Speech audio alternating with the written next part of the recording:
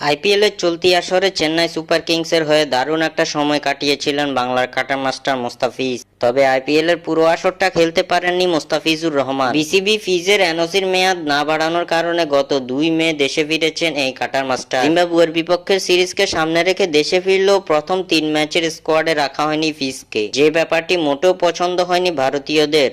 কারণ চেন্নাইয়ের জার্সিতে আইপিএল মাতিয়ে ইতিমধ্যে ভারতীয়দের মধ্যমণিতে পরিণত হয়েছেন বাংলার কাটার মাস্টার, যার কারণে এবার বিসিবির এমন উদ্ভট সিদ্ধান্তের উপর চটেছেন ভারতের সাবেক ক্রিকেটার ইরফান পাঠান। মোস্তাফিজকে আবারও আইপিএলে ফিরে আসার আহ্বান জানান ইরফান। মোস্তাফিজুর রহমানকে আইপিএলে ফেরত চেয়ে ইরফান পাঠান বলেন, জিম্বাবুয়ে এমন কোনো দল না যেখানে একজন বোলার কম খেলালে সমস্যায় পড়তে হবে বাংলাদেশ দলকে। তাদের বিপক্ষে পূর্ণশক্তির দল নিয়েই খেলছে বাংলাদেশ। মোস্তাফিজ না থাকলেও পুরো সিরিজ তেমন কোনো প্রভাব পড়বে না, সেটা প্রথম ম্যাচ দেখেই বোঝা গেছে। তাকে ছাড়াই দারুণ বল করেছে বাংলাদেশ দল।